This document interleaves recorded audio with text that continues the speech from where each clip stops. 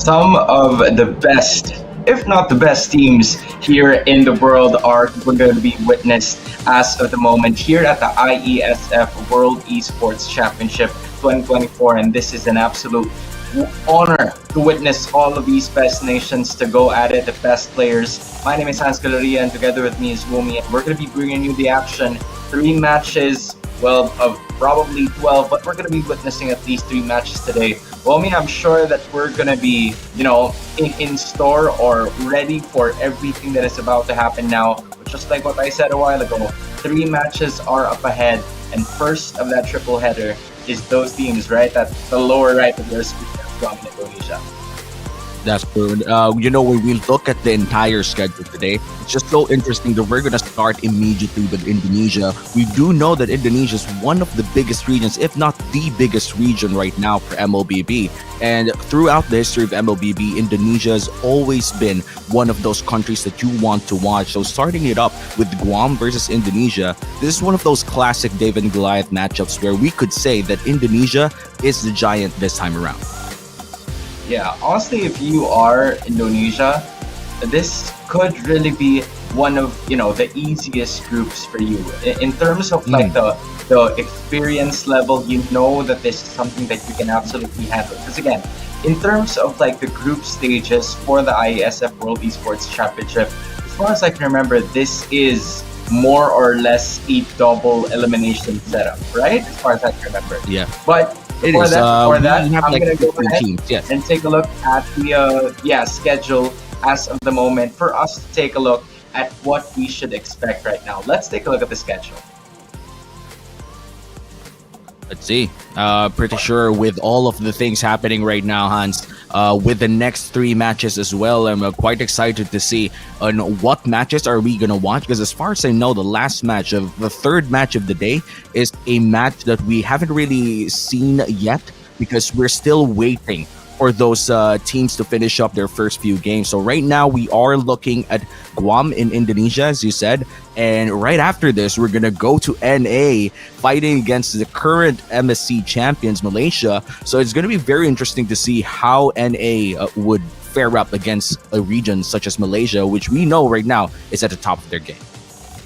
Right, so as of the moment, you are currently seeing Indonesia and Guam, which is going to be the first series, and just like what Wami has mentioned a while ago, it's Malaysia versus the USA for the second series of the night or the afternoon or the day, wherever you might be, because you're probably watching this on different sides of the world. But for that final matchup, we're going to be taking a look at 2 possible contenders, either one of which would come from either of the groups for this current broadcast. But just like what I was saying, for the recent moments that we're going to be having, this is a double elimination format here for both of the teams, where only the top 2 teams would be able to make it into the playoff rounds. And I feel like this time around, it's Guam versus Indonesia, and right now for Guam, we have JBS, Secret, Slopesy, Kai, and Zukato Gen representing their team for the very first time in IESF.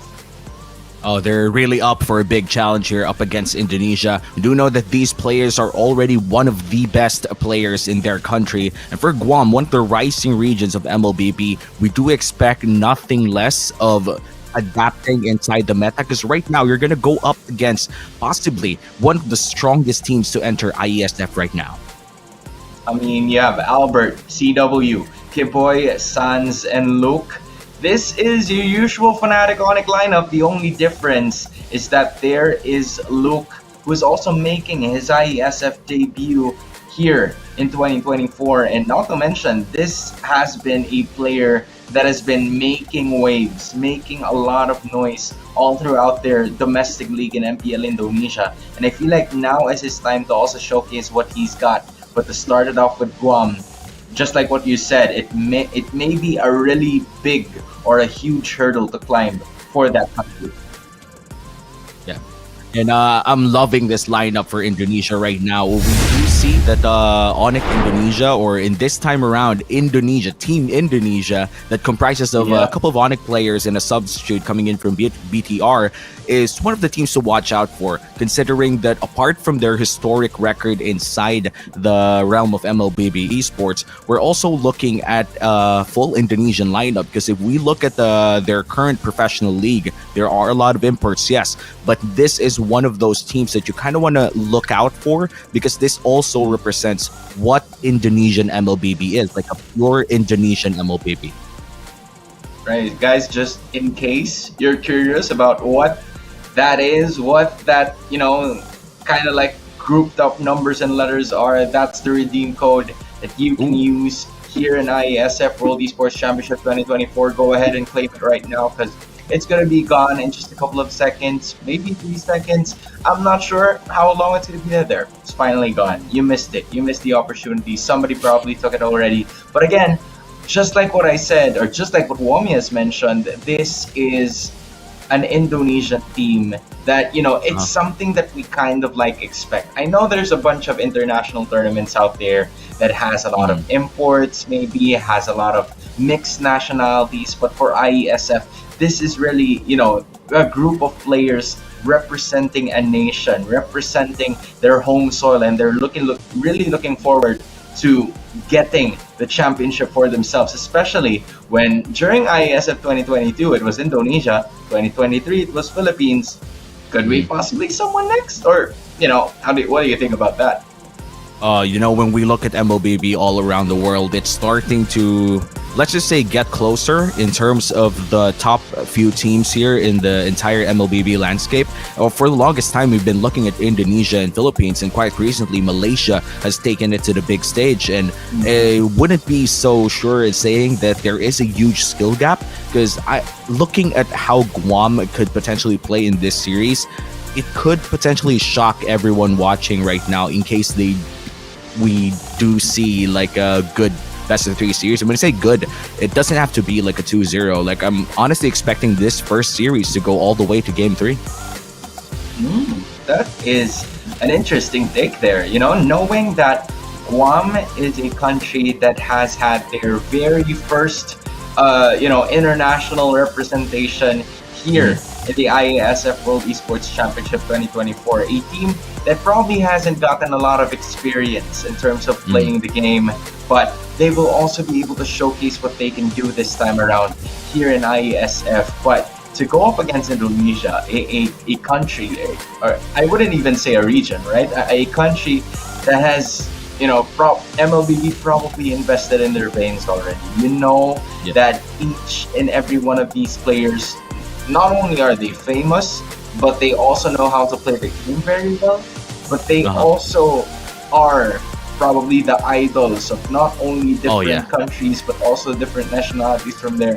So, Guam's going to have a lot of learning to do here for them to be able to beat Indonesia. So for me, I honestly think that this would go a sweep, but I like your take that this could actually go 3 games, because why not? Yep. Who knows, right? Huge respect to Indonesia, of course. Like, for Guam, I'm just giving it the benefit of the doubt. Surely you already know that you're up against one of the best regions entering IESF. You should be very prepared entering this series, especially you're not just representing your team, you're representing an entire country or entire region, as you said. And about to enter this entire game. Game 1 is one of those games that you really want to win, especially if you want to control the pace of the series. All right, man. Before I give you the play-by-play for later, I just want to know, all right, what has been the major change in terms of the meta right now, given the current patch? Or is it something that you has there been a huge change, or, keep me up to speed with this? Well, when we look at the meta, I do think that there's no big changes. We're still looking at a lot of assassins inside the jungle, a lot of supportive picks in the XP lane role. We have seen the rise of the Hilda in the XP lane, but right now, I would say that the Edith and the Gatot Kacha are still really much in store for very early priority picks, and I wouldn't really be surprised if they are able to secure those picks, but Suyo is open, so might as well take it. One of the best assassins in the game, did experience a few nerfs here and there, but still one of the best assassins inside the meta. Yeah, and to think that Guam is going to be picking this hero kind of like gives me an idea of how much they've tried to study, how much they've tried to learn. But this is a hero that's constantly, starting to show up in like the latter portions of the fourth quarter of the year, right? The Hilda, Yeah. and also, of course, the Eve that has been a staple so far in the second half of the year. We've seen a little bit more of the sustainability in the early portions of the game, and not only that, you also get a bit of poke damage from the early to mid, and that might just be a problem here that Guam needs to answer. I feel like they could go for, okay, I like this. It's a Khalid to also cater to the early game snowball and early game aggression that the Hilda might pose here from Indonesia. Yeah, and what I like about both the Hilda and the Khalid is both of them are flex picks too. You don't really know if they're going to go in for that, I would say, early XP lane pick. They could potentially switch that up into a roam role. So depending on the third pick coming in from Indonesia here, we could see whether or not this Hilda is going to go to the XP lane or in roam. I think in terms of the Lunox being picked here, I think Guam is starting to be wary about whether or not Indonesia is going to be building on that tankiness. Because again, if you have that Hilda on your side, it's going to be a little too difficult to take it down. So at this point in time, they want someone to at least peel that HP bar to shreds. But the only problem is it takes a lot of time for you to be able to get it to scale. And you have another problem with a Joy also joining the lineup here for the side of Onyx Indonesia. Immediate damage from the early game. And as far as I can remember, it's been a while since we've seen, the Joy in like the previous seasons of the Pro Leagues, right? Well, the Joy has been rising quite well for the past few weeks or so in the more recent MLBB tournaments out there. So no surprise with the Joy being picked up, though against a Suyu. This is something that still thinking about. In terms of wave clear or clear speed inside the jungle, I would still give it to the Suyu. But in terms of overall damage inside a team fight, then maybe it's quite equal. But I would say the clear speed inside the jungle is still very important here. So we might see a lot of leashes coming in from Fnatic Onyx. But in terms of mastery, I do feel like Albert is very, very comfortable with this Joy.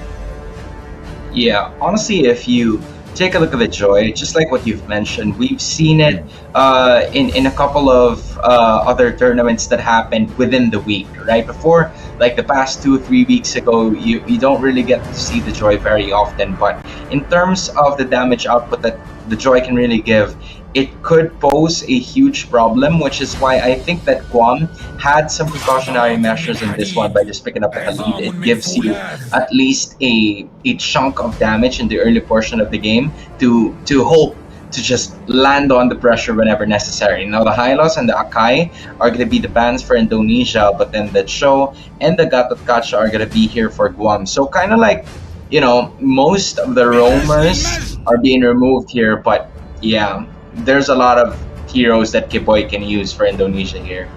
Yeah, and this is one of those comfort picks as well. Like, we know that Kiboy loves to play that Tigreal, and it does confirm that this Hilda will be going to the XP lane. Now that the Tigreal is locked in, they're still looking for their gold laner, and there are still a lot of options out there. The 1-1 and the Harith only being the two bans in this entire game for the gold lane. So last two picks here for the side of Guam. I am quite interested to see whether or not this is going to be a gold lane Lunox, but looks like they're going to go for the Moskov instead, which confirms that this will be a mid lane Lunox, a very damage-centric lineup coming in from Guam. Yeah, you have the Kufra at least finally locked in here for their side, and you can also have a Moskov in addition for them as of this moment. So this is going to be a Lunox going to the mid lane, which I somewhat find interesting. Because again, it could go very well or it could go very bad depending on how Luke is going to be playing this Hilda. Because again, you will expect an early sense of aggression from the XP laner of Indonesia. And not only that, because if you don't get the scaling that you need, there's no way that you're going to be reaching the Beatrix that's going to be probably locked here by CW. And they will do that. So I feel like for the Khalid and the Kufra, they're gonna have to find a way to reach that Beatrix one way or another, because if they don't, then Indonesia's just gonna go ahead and shoot from where they cannot be reached. Definitely a lot of damage from afar coming in from Indonesia, especially in the hands of CW, but also front in the front lines. You have the Joy, you have the Tigreal, could buy a lot of time for Indonesia, and for Guam, they do have a lot of damage as well. Yes, they do have the Suyu, but my main worry here is that they're going to take a while before they're able to deal damage, because Yeah. you do have that Lunox in the mid lane. You do know that the Lunox does need a bit of gold here before he comes in and gets all of the kills, but then again, they are running the Suyu, so that means they do have some sort of early game damage. Yeah, so for Guam here, just like as you were saying, all they need to do is probably hold the line, right? They can't really take a lot of damage. They can't afford to get those objectives down, and I feel like they know what they're supposed to do. They have to make sure to activate both Kai and both Secret, manning the gold lane and the mid lane respectively. This is game number 1 of what is about to happen between Guam and Indonesia, a powerhouse going up against the newest players on the block, as Indonesia is looking forward to another means of retribution. Yeah, interesting positioning here coming in from Secret, knowing that Kiboy is already around that right bush, still goes in for the front lines and deals a bit of damage as well. Quite the respectable positioning, but looks like Sans is starting to have a upper hand here with the innate range that this Eve has, and now the Lethal Wanderer already being secured by Indonesia as well. And at the get-go, Indonesia is looking really strong in the early game, Hans. Yeah, I mean, as of the moment, you actually get to see a lot of them starting to go with the initiations immediately. My Oh, goodness. Vengeance already used here for Luke, and looks like a lot of HP will be gone there, but as we head on to a pause, the regen will kick in for the side of Matilda as well. So I wouldn't say that there are a lot of damage done. The Vengeance being burnt though, that is quite the early battle spell to use. So still a very even early game with Indonesia getting a slight advantage.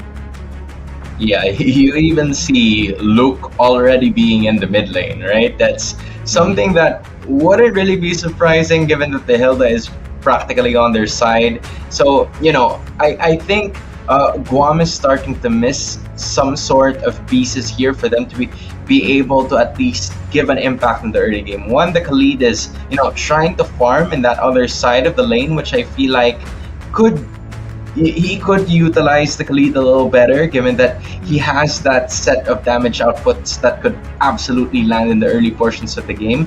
So without that, it's the Hilda actually getting the advantage and trying to at least get that damage down on Lunox. And this is what I was talking about before, that when you have the Lunox in the mid lane and you let the Hilda roam freely, then it's not going to be an easy time for Secret as of this moment.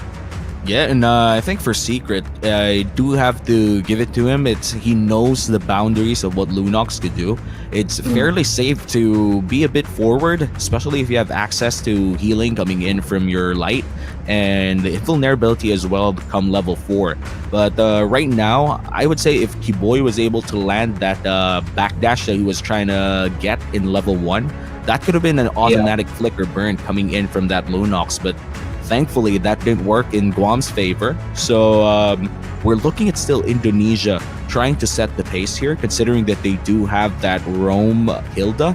They might be able to bully the jungle in the side of Guam, but for Guam, they got to play a bit of defense in the early parts of the game. Since they're running the Lunox and the Suyu, you kind of want to make sure that the entire jungle route for this Suyu is quite safe.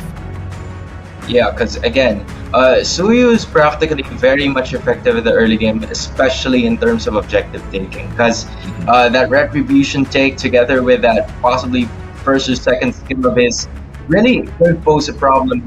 Could really pose a problem in terms of taking a lot of the objectives. We're going to be going back into this game so far, just like what we've witnessed from a while ago. We haven't really seen a lot of deaths practically, no deaths as of the moment. But I feel like the fight is about to start as soon as that first turtle starts to spawn, and it's going to be up to Slope C to actually get that for his team. Yeah, and right at the get-go, you could see Luke damaging Zukato Zen here quite well, but this is a Khalid that we're talking about. One quicksand guard could definitely just pull back all of the HP lost, and you could say the same for Hilda. So pretty much this is a dead lane. They could hurt each other the entire day and pretty much survive anything. It's lost, they don't go all the way, but Zukato Zen here in the mid lane. Kiboy still level 3, no access to his ult just yet, but Sans, different story. Real world manipulation might be available for this potential turtle fight. A slight difference here. Sans already at level 4. Meanwhile, Secret just reached level 4 by going on to the other side, but here goes. Flicker Quicksand Guard here coming in from Zukato Zen, which means that Turtle might just go to the side of the Team Indonesia as they go invade the moment they get that Turtle as well. The light is already used here. Brilliance burnt for Secret as he heads on back to the mid lane. Indonesia still getting a good gold lead here in the early game. Yeah, it's just Indonesia learning or just asserting their dominance by using the fundamentals. And just like that, right, from what we've seen, it is starting to be, Guam getting a little bit of that slowly but surely. Because Indonesia is starting to get them one by one. First in facing them off, going up against their opponents by putting the most durable heroes first whenever they get objectives. And because of that, Guam is starting to group up together. And 3 minutes into the game, that's not the most ideal thing to do in terms of, trying to set up what you want to do. Yeah, and a huge kill here coming in from Indonesia. And in fact, those were a couple of kills in transition. Guam definitely caught out of place there in the early part. But Luke looks like in a potential 2v1, but this is a Hilda, and it's just going to walk away as we head on to another pause. And this is one of those things that when we look at Hilda, it kind of feels like it's hopeless to kill him in lane. Like maybe in team fights, yes, but when we're looking at a 2v1 in lane, it's almost always sure that the Hilda could walk away.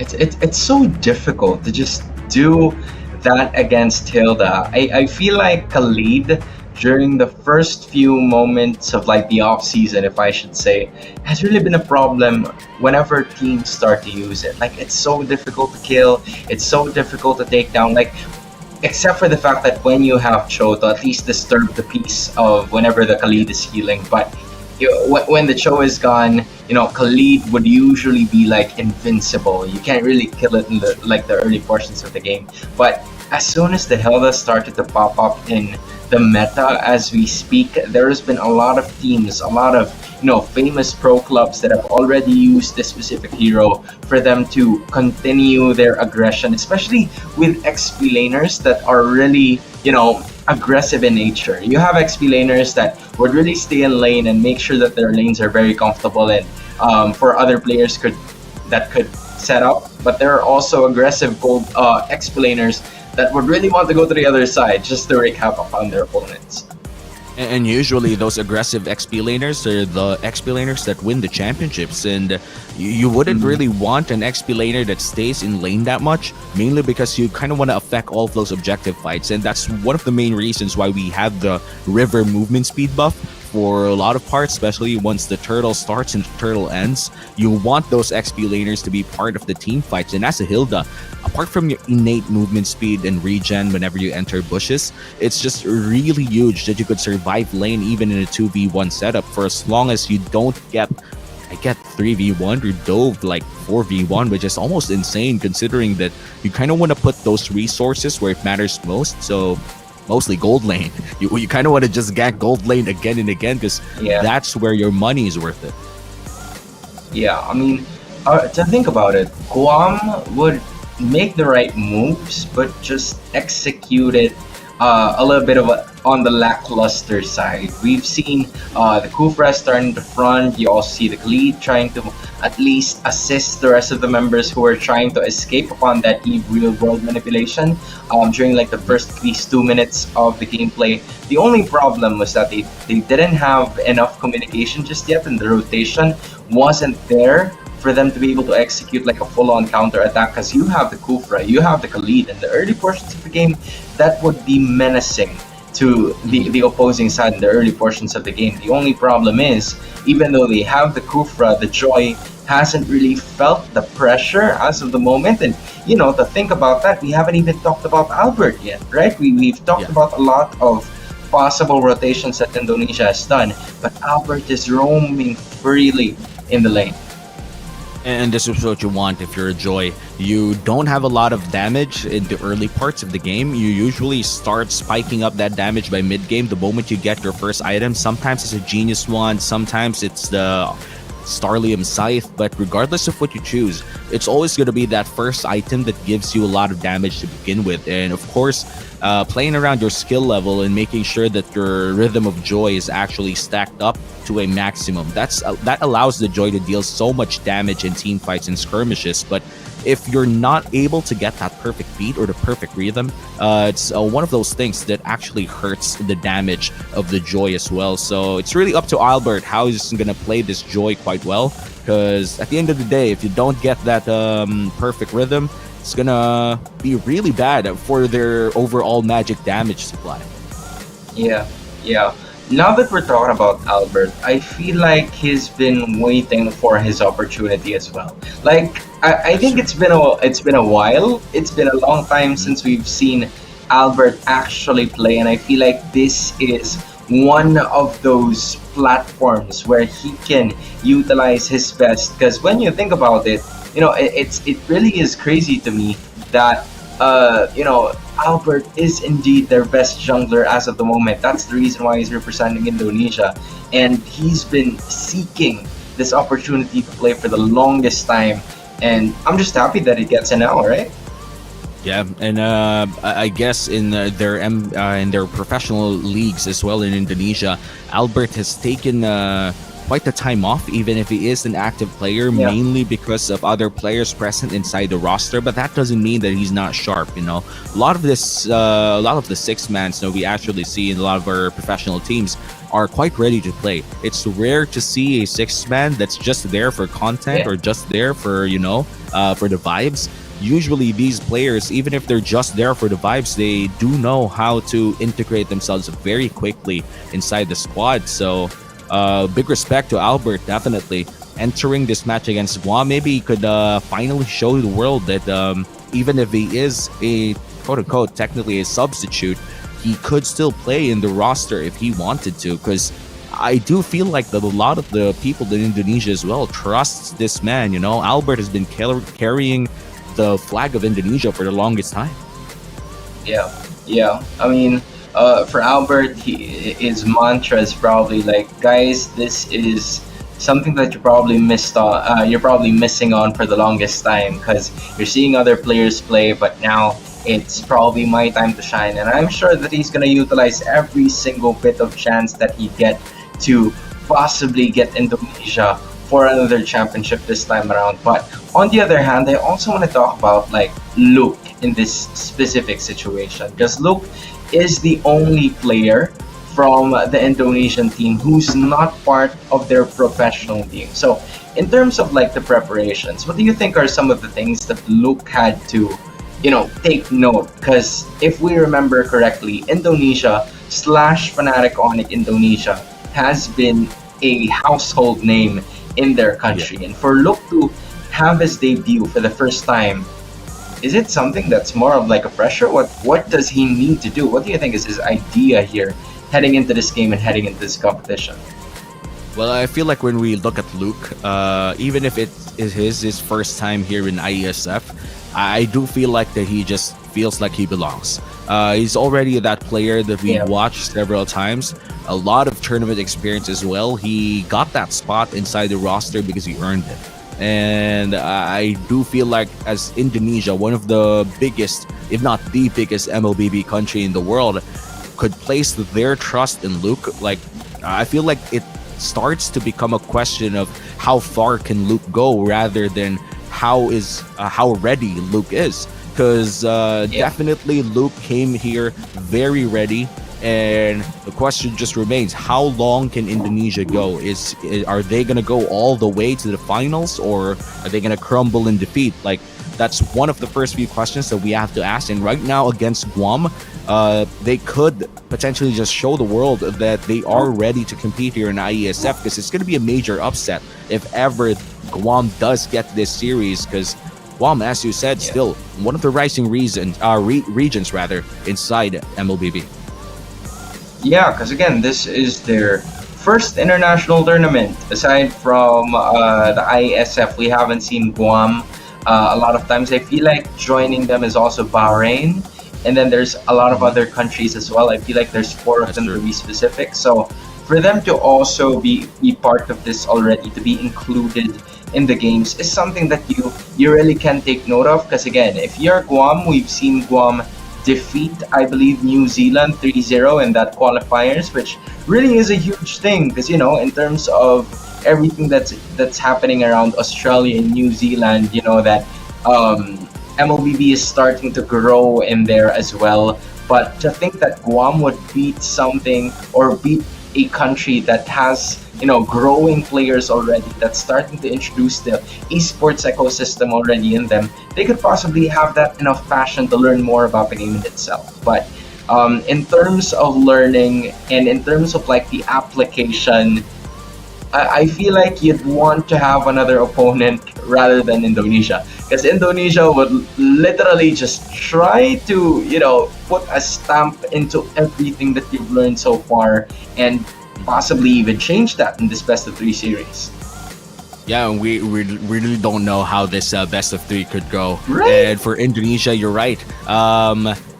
They're happy that they're up against Guam, but you couldn't say the same for Guam. Like, you're up against one of the more historic teams already. You wish you could have started with somebody else, but hey, if you're gonna go for champions or you're gonna go for at least top 4 or top 2 within the groups, you're bound to fight the bigger teams. You're bound to fight the more historically relevant or historically competitive teams such as Indonesia. So for Guam, I feel like they've already mentally prepared themselves going up against Indonesia, because you cannot enter this match, cannot enter this tournament knowing that or maybe expecting that you could dodge teams like this, because with the format that we do have, maybe you could dodge a few, but you cannot dodge all of them. Yeah. Because in this format right now, again, I think it's only top 2 teams of the Yep. 4 groups, so that's already 16 teams cut in half. So 8 teams will advance after this entire phase of the tournament. So whoever you're grouped with, surely you have already prepared your game plans quite early. But you're right, Hans. Like, I do agree.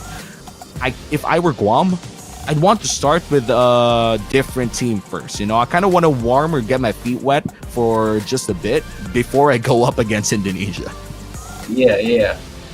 I mean, at this point in time, maybe the idea that they have is to possibly just, at least we know how one of the strong teams play here in IESF. So maybe we can adapt to it at some point in time.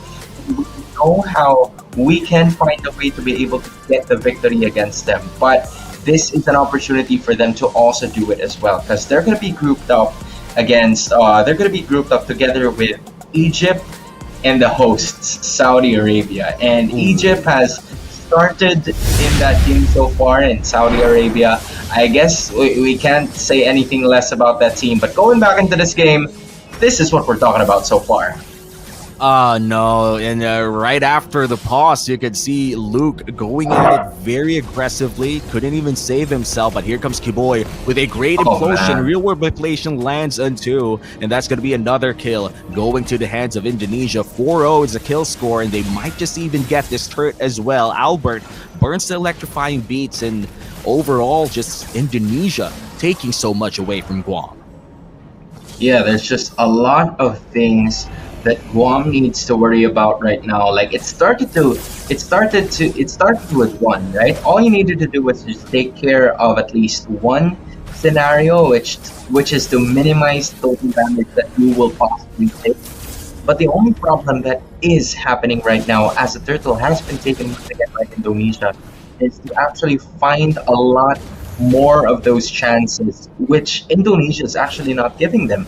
Because even if you do, there's always going to be Indonesia that's part of that, and that is starting to be a problem as of the moment for Guam, who's starting to group up together 5 minutes in.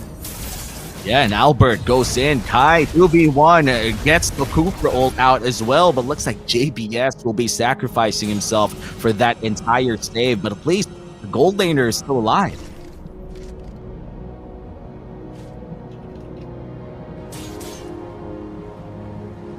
Oh man, there it goes again. That is another situation as of the moment, and just like that, it feels like Guam is starting to go a little bit. The how do I say this? The level outputs aren't really practically different for Oh, the explainers. Maybe this is something. nice setup coming in from JBS, but still the damage is lacking. Oh CW man. almost lands the Redder's apathy, but sadly, Secret was able to do a good sidestep out there. Zakata Zen will be able to take care of that turret. Sadly, the Siege minion does take one hit, and that's Lopsy just going out as well. Quicksand Guard used, JBS might just fall down, but Albert going in for the Rhythm of Joy will be able to go out. No kills just yet, but Indonesia still securing a turret or maybe two in the bottom lane and mid lane. Again, this is a problem that has skyrocketed now for Guam, Indonesia, carrying at least a 7K gold lead here for their team, and this is exactly what we were expecting from this Indonesia respective moment. Guam is starting to have a lot of problems in terms of trying to get more of those objectives, and they're starting to struggle in terms of what they want to do. Yeah, turtles secured as well for Indonesia. A lot of objectives, a lot of kills, turrets as well. Early game dominance is real here for Indonesia. In fact, gold lead has already ballooned up to 8K, and this might just be really hard for Guam to find a winning team fight until they cut the deficit to around 5 or 4K. I think pickoffs is the way if you're Guam right now. You kind of want to get CW or Albert out of the way, but Luke has been such a menace in front of the entirety of Guam right now as we head on to a potential mid lane push here coming in from CW. Luke going in with the conceal as well, and here comes JBS, but looks like the real world manipulation is used. Bursts down to the bombardment coming in from CW, a bit too much to take if you're Guam. 3 people down for the side of Guam as Indonesia is able to clear out so much. Oh man, I feel like if you are Guam, your lineup is starting to fight you. Oh my goodness, I cannot believe what I saw. Dude, did you just see that? I'll leave it to you again. And in 8 minutes, an inhibitor is finally down, and in just 2 basic attacks, CW brings Secret down. Oh man, no offense, but I feel like after this performance, if Guam's coaching staff, they kind of need to reset after this. Like, this is almost done and dusted if you're Indonesia. Like, almost no gold for the side of Guam, and it's 2024 and they're quarantined inside their base as Indonesia is just pummeling down again and again, and JBS trying to look for a miracle here. Real world manipulation, but Slopsy, good positioning, but Luke is just right there, a menace right in front of him. 4 people still alive here for Guam though. Kiboy tanks a little bit of damage, and another inhibitor turned down for Indonesia as they head on for a textbook finish. Might potentially get the Lord as well. This is 9 minutes in. All inhibitors are finally down, and unfortunately for Guam, the strategy of just trying to wait until the later portions of the game is not working for them apparently, because Albert and the rest of the members of Indonesia are just speeding things up as fast as they can. 10-0 in terms of kills. 9 minutes and 33 seconds in. Indonesia really in the lead as we speak, and you can't really say anything about how well they have executed their game plan, because they've executed it to perfection. Although Guam, they're trying to find a way to at least get that late game scaling to happen, but Indonesia's really not taking a no for an answer, and they're just making sure to just assert their dominance in every single chance that they can get.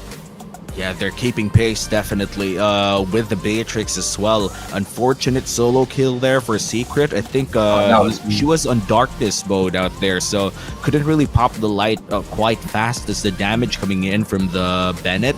So overall, CW definitely having a great game so far, and with the early game snowball that Indonesia has, this this is not even close. Like if I'm being honest, it's a 15 to 14k gold lead. It's gonna take a couple of miracles for Guam to have a potential comeback from here. And again, that's MLBB is no short of miracles anyway. Like if they're able to find a good pickoff to CW, or maybe find a good pickoff to Albert, maybe potentially even steal a Lord, you never know. Like we've seen comebacks happen from 12k, but I think in the longest time that I've been watching competitive MLBB, I haven't seen a team come back from 14, 15k gold leads. So hopefully there's a first time for everything, and I could be that one insane dude that shouts that the 15k gold lead gets turned around, you know? Like, you'll never know. Yeah.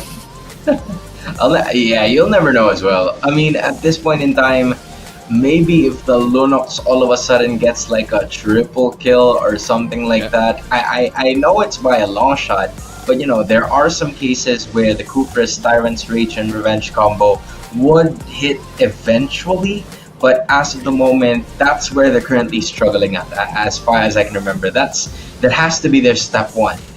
It's to try and find that very first kill of theirs. They are, maybe if this game is probably done and dusted, I feel like for Team Guam, what they need to do is to find that very first kill to get their hopes up, to get the momentum boosted for their team. Just because they are in a little bit of a rough patch right now. They're struggling to find kills. They're struggling to keep the objective safe. But if there is anything that they can do, if it's something within their control, it's to possibly get a kill, but maybe off of anyone as of this moment, just so when the second game of the series finally gets into fruition, they have something to look forward to. That if we get a kill off of this powerhouse team, maybe we can do it again and more come the second game of the series.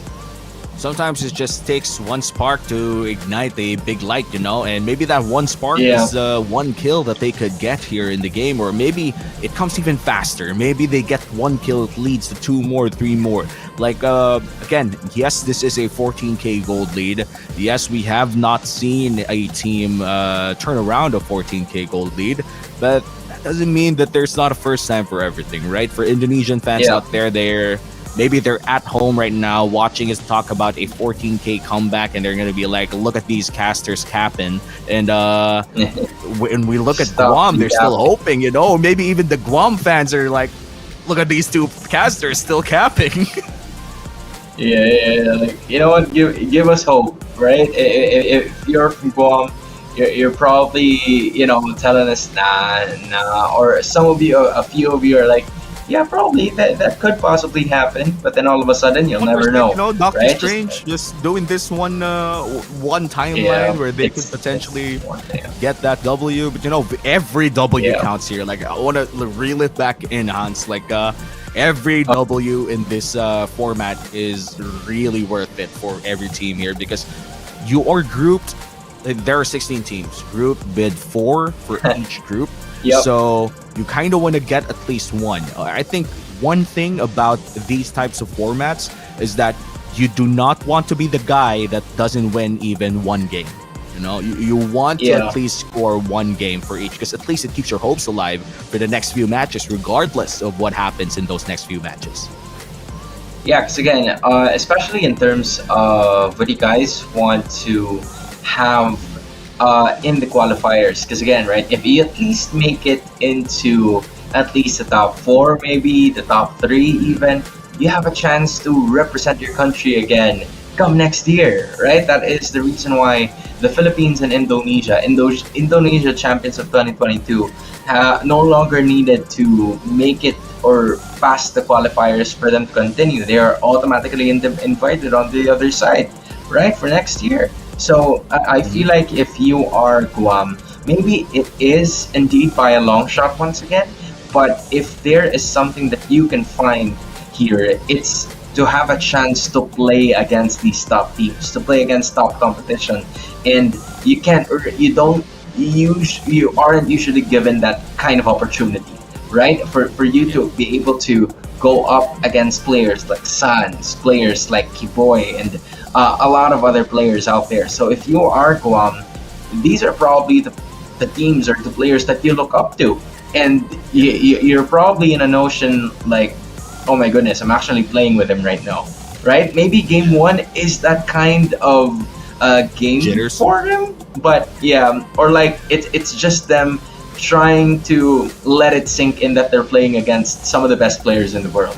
And then game two, I Yeah. feel like that is where the reset needs to happen. Yeah, it does need to happen, and with best of threes like this, it usually that's one of the things that I don't like about best of threes. Like, adjustments really have to come quick, but then again, that's way better than best of one, where you can't even adjust. Like, they could just Yeah. cheese you out, and then they're gonna get that point, and can't really come back from that. But at least for best of threes, your coaching staff, your team captain, or whoever is like the glue of the team, could potentially just find that one good play or that one good strategy that could potentially get that one game. Again, every game is very, very important in this type of format. Again, you don't want to be that guy that doesn't even get Yeah. one win. So against Indonesia, if they're able to score at least just one, that's already a win, you know? Let's be honest, after this game number one, I'm not quite sure if this could go all the way to best of three, but you know, I had my hopes up because I honestly think Guam is one of those rising regions that could be just quite quiet, but they do have like talented players to begin with. Like, let's just see, like the moment that we entered the game once again, because right now we are being plagued by a lot of the troubleshooting errors, but this is quite needed as well. Like, if the fans are just waiting for the game to happen, we are too. It's not our fault, you know. We're just trying to ensure as well that these players have the best experience that they can, because these games are probably one of their dreams as well. We do not want to compromise that. I agree. I agree. And to mention or to add to what you have mentioned a while ago regarding, you know, everyone being important, it's the double elimination coming forth here for both of the teams. So at least there's 4 teams in a specific group, and then 2 teams will be facing against each other. Currently, that's Indonesia and Guam. Together with them in Group A is none other than Egypt and the host Saudi Arabia. So they're going to be going at it as well.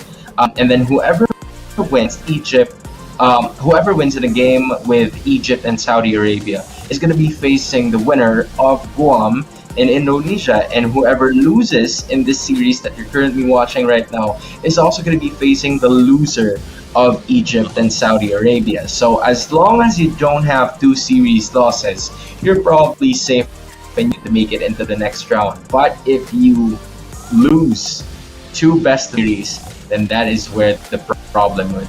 That is where the journey goes. That's true. And I guess as we enter the game number 1 again, we might just see Indonesia finally closing this one out, or Guam taking the first miracle of many miracles that they need to come back from a 14K gold lead. Yeah, this is starting to be a squad that really had a lot of learnings to take, had a lot of realities to be checked here for Guam. They could probably be one of the strongest in their region, but this is one of the teams that's currently strongest in the world. Hold on. JBS with the play, but a real manipulation comes in, and an immediate 4-man sweep. Make that a clean out. Indonesia secures game 1. Bro, how anticlimactic was that? That was like the fastest clash I've ever seen in my life. Probably, If I'm gonna be specific, because again, if I'm gonna be honest with you, I think I had like a smirk in me just because of how crazy that last play was. You got at least a glimmer of hope from the side of Guam, because there finally was like a 3-man Tyrant's Rage, the only Tyrant's Rage Revenge combo. But Kiboy was on the backside, and in addition, there were also a lot of other players. Basically, CW and Albert was just going bonkers on Guam, and that's how they did game number 1.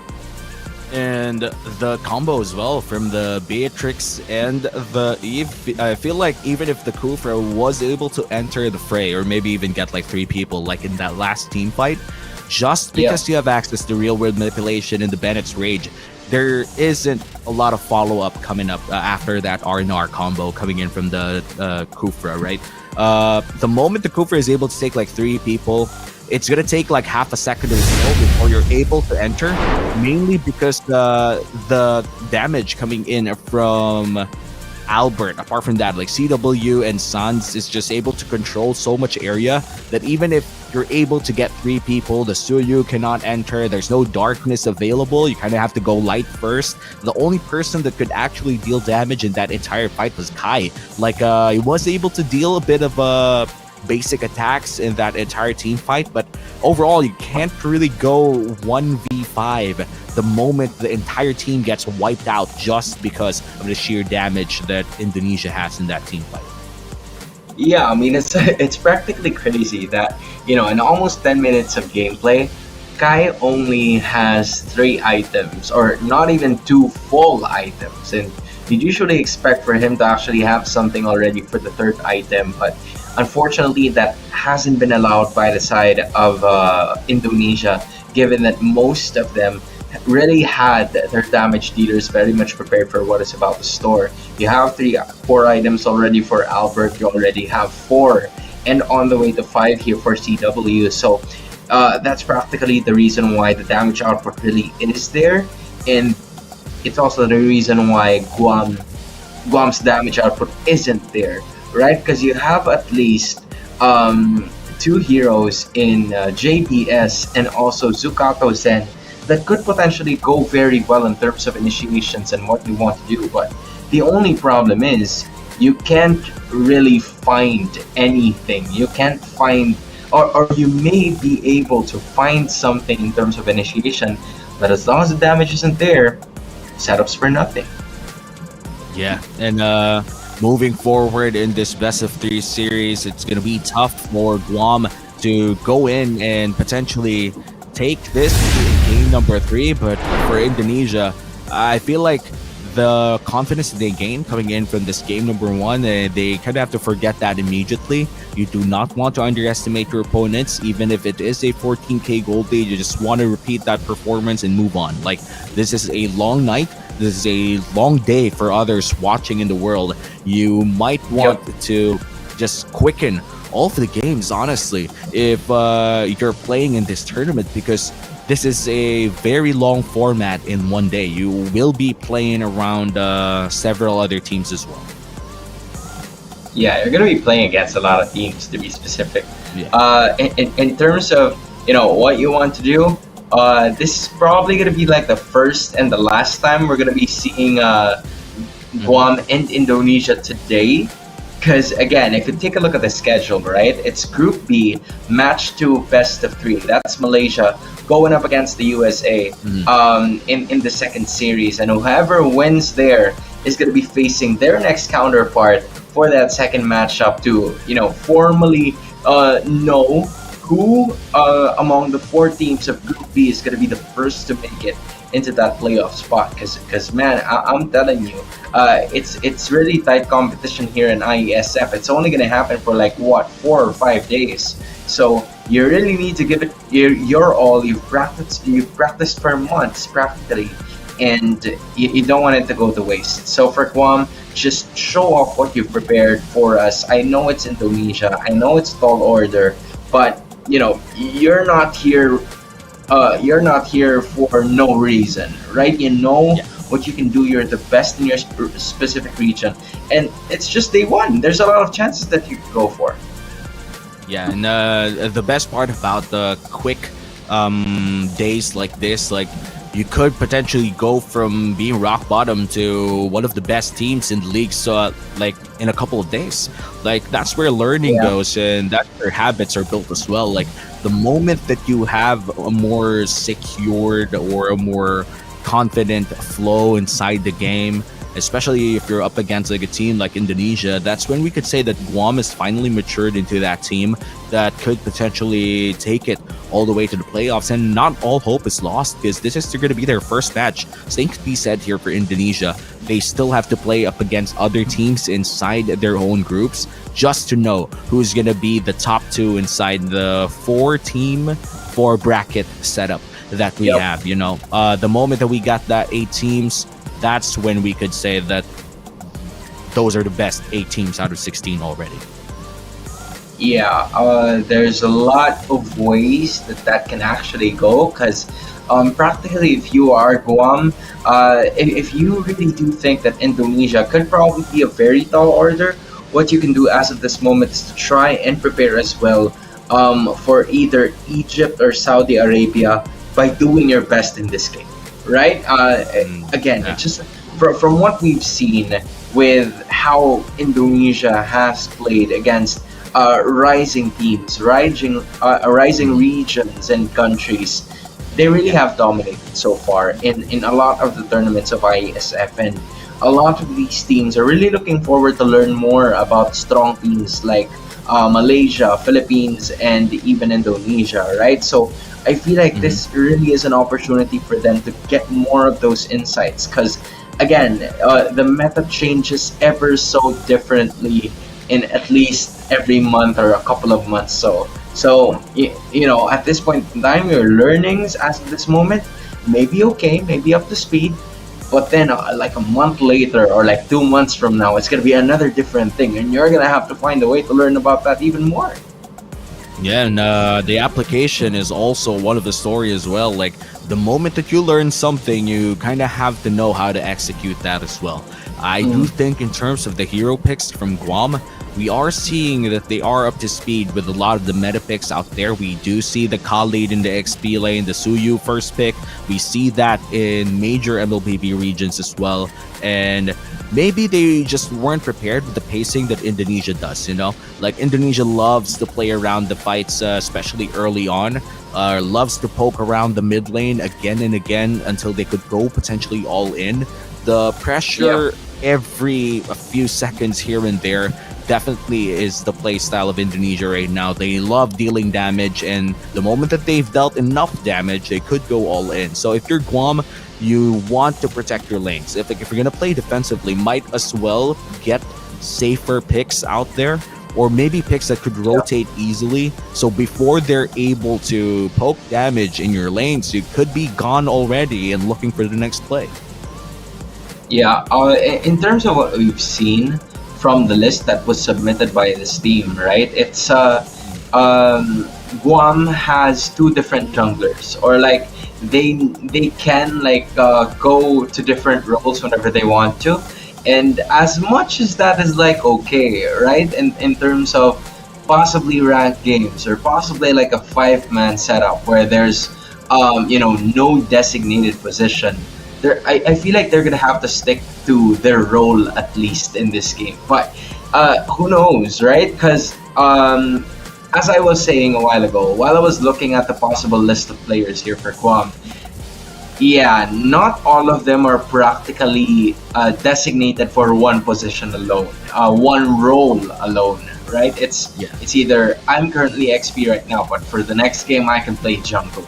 And in this specific scenario, that may work for them, but going up against Indonesia, you're really gonna have to polish on which role that you would want to do and which role you want to focus on, because you're going up against some of the best players who knows how to play their role smoothly and effectively. Not just smoothly, but probably one of the best in the world. We're still looking at very big entities here inside the Indonesian squad.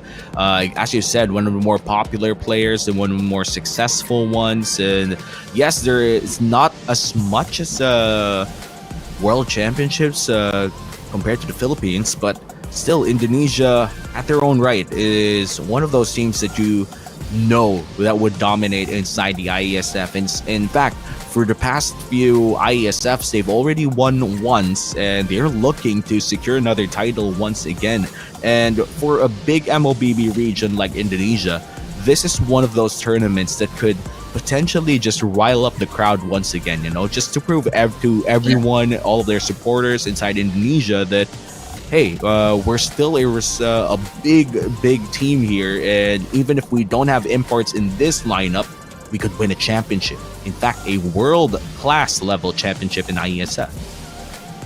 Yeah, in terms of like the other tournaments, right? We've seen Indonesia starting to have different levels of talent as well. We start to see new stars that will be representing the country in a different esports international championship. But as of this moment, these are what you would probably call the veterans of the country, the veterans of the region. Because again, they have already been tried and tested. They know how to win championships. They know how to win practically in terms of like the international exposure as well. Because you get to see them during the mid-season, probably 2 years ago.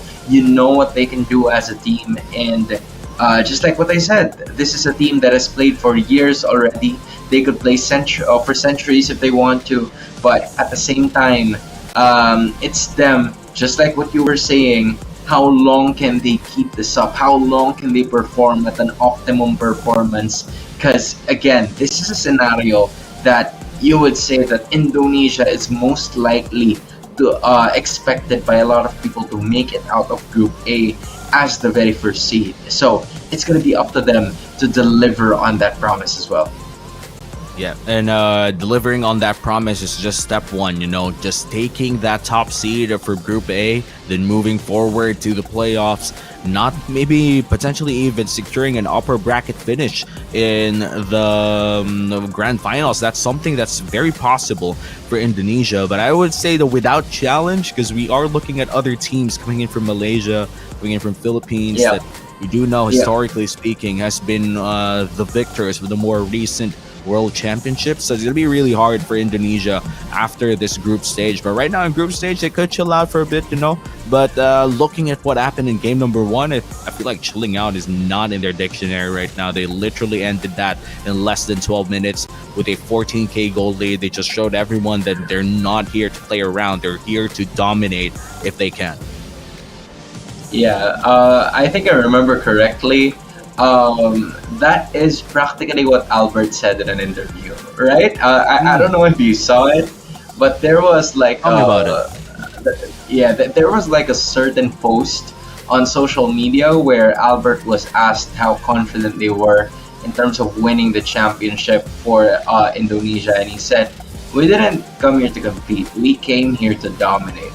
And to think that for Albert, who hasn't played in a very long time in competitive gameplay, because to other people, like a month or maybe 2 months would be a very short time in terms of not playing. If you're practically playing basketball, maybe you can go ahead and get things recovered pretty quickly. But if you're playing MLBB, all of a sudden, right, you're kind of like left behind if you don't play for like a month at least. So at this point in time, right, the game is completely different. So as for Albert, going back to what you were saying a while ago, him being a sixth man doesn't mean that he's complacent. He knows on what or where his team needs him.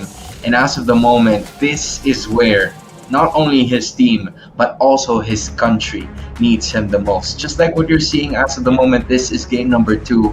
They're currently about to switch sides right now, and Indonesia is on that red side, looking for a sweep against GUAM, who's looking for a reverse sweep. Yeah, ready to serve. That's Albert. After that entire split or that entire season where he played on and off, I would say that Albert is definitely ready to go after that game number 1. But as we look at the bans coming in from Indonesia, Mia, a rising pick as well in the gold lane. We have seen a lot of Mia so far, and the Alice as well. But this Alice is mostly one of those picks that we do know that is more of a special pick out there. But with the Saber ban, looks like Indonesia, I don't want to say the word, but they're playing around a bit here against GUAM. Yeah, honestly, you don't usually see these sets of bans here from Indonesia, but look at this. Look at this. It is a Natalia being picked up, and my goodness, is that a Leslie? Is that a Leslie? Are they serious? Oh, let's can we actually check? Is this going to be the real draft, or is this? I feel like this is a check thing, my guy. I don't think this is is serious it? at all. Like, Is it no way we're looking at. Can we get a right? confirmation though? Like, Right? There because is right no now way. I Okay, there we feel go. There we that's our go. confirmation. There- That's our confirmation. No, no way that that draft was real. No way. I was not ready for that, bro. I was not See ready long. for that. Yeah, let's go. Oh my goodness. Oh, I was man. not ready for that. Leslie I, first I pick. thought it was gonna happen, man. Well, after the Thought it was saber gonna ban, happen. I was like, I think it was sus. Like after the saber ban, it was already sus. You know, the jawhead ban also made sense, but after the jawhead ban, after the saber ban, my head was like, all right, if they do other stuff here, then this is not a real draft. And maybe the Leslie was already something like a big clue already. Yeah. But you know, we're gonna restart the Yeah. draft, no biggie. Eventually we will see the real draft. Hopefully though, we do see something different, you know. Like I feel like after watching so much competitive MLBB, Hans, I'm begging for something different already. Like Yeah. show me I agree. Saber Roam, show me Alice Jungle once again. Oh, Gushun mid, bro. You're gonna have to show us something at least. I mean, they are showing us something, but all I'm asking is for them to show us something a little different. Because for the longest time, yeah, it's been a while since I've seen that Zilong, and then you see the Saber as well. So at some point in time, I'm wondering in terms of what a possible meta change is gonna look like for both of these teams. Are gonna because again, if there is a time for them to a time for them to use something that's completely out of the ordinary, I feel like this is the game for them to do so. So I was And, honestly looking forward to it actually happening, but yeah, it hasn't happened, unfortunately. Yeah, I'm looking forward as well because I feel like one of the more memorable games for me that came from a very weird pick as well was back in the M series, M3 to be particular, that I think it was like Team Philippines, Blacklist International came up against Team USA or Team NA. That was BTK back then, and they were able to pick the Saber in the jungle against the Ube lineup or the Estes powered lineup back then. And when we say the Ube lineup, like back in M3, that was the meta. You know, that was the one that redefined what it means to be in the tank jungle sustain type meta. And for BTK to be able to get that Saber and take down the engine that is the Estes inside that entire lineup was definitely a smart approach, you know. But right now, with all of the assassins floating around, the Estes did take a step back, but the Saber with the band that we did see earlier in our mock draft Yeah. phase or Yeah, the mock check draft. thing, I'm honestly quite interested if they could pull it off, because we do see a lot of Saber roams in ranked games, but hopefully not too much, because still you would want to have a bit more vision or the power to just check pushes as well if you're inside the roam role. Yeah, I'm curious now as to what GUAM is gonna use, because again, we've seen them use at least heroes that are practically, meta. And Yeah. Guam is a rising region. Guam is a region that probably needs a little bit more experience for them to do something that's, pretty standard as to what other teams, what other countries have been doing. So I feel like if you are Guam, you're gonna have to shine in your own way. And I feel like the way for them to do that is to just unleash heroes that they would use in ranked games. Do a lot of things that Indonesia probably hasn't seen before. Cause Yeah. you're a new country, right? You're a new country here in IESF. And I feel like in this scenario, Indonesia has seen a lot of different flavors of the same MLBB composition, and for you to be able to add to that might be something that would work against them. I'm not sure if it will work, I'm emphasizing on the word might here, man. Might. Yeah. And hopefully it does work out, because for Guam, if you're able to take a game off of Indonesia, or maybe show them a cheese pick or so, this might be an Indonesian team that's not very prepared for cheese picks. We're looking at Indonesian teams. They're one of those teams that are really inside or place around the meta. They did pick up the Eve, the Joy as well. In fact, they were able to play the Hilda in the XP lane, one of the more recent pop-ups in the more recent leagues as well that we've watched all around the globe. And hopefully we do see the draft for Game 2 pretty much soon, because I'm already excited. I think this is already enough time for the teams to decide which strategies to come out with, which heroes to prioritize or even ban. Because against Indonesia, there's a lot of thinking involved. If you're Guam, you kinda don't have a choice. You have one player that could just go all out. Like, you could ban out Albert all you want, or maybe take out picks for CW, but then again, that opens up a lot of stuff for Kiboy or Sans. Like, if I were to choose, if let's say that I'm part of Team Guam here, I would take out heroes for Sans. Like, I feel like Sans is one of the engines that make Team Indonesia work. Like, if you take out comfort picks coming in from Sans, yes, he's gonna bring out potentially the Gushun or whatever, but at least that's not an Eve, At least that's not something that he's very comfortable with, and they have to adapt to that playstyle. And that's one approach that they could have. But then again, for Guam, whatever approach they choose, they gotta execute. They gotta play better MLBB. At the end of the day, who plays MLBB better is up to the players. The coaches and the management could only prepare them to play at their best. They cannot remote control or puppet them during the gameplay itself. Yeah, you can only do so much as a coach, right? In terms of reviews, you know what to do, you know how to impart knowledge and possible rotation pieces to your players.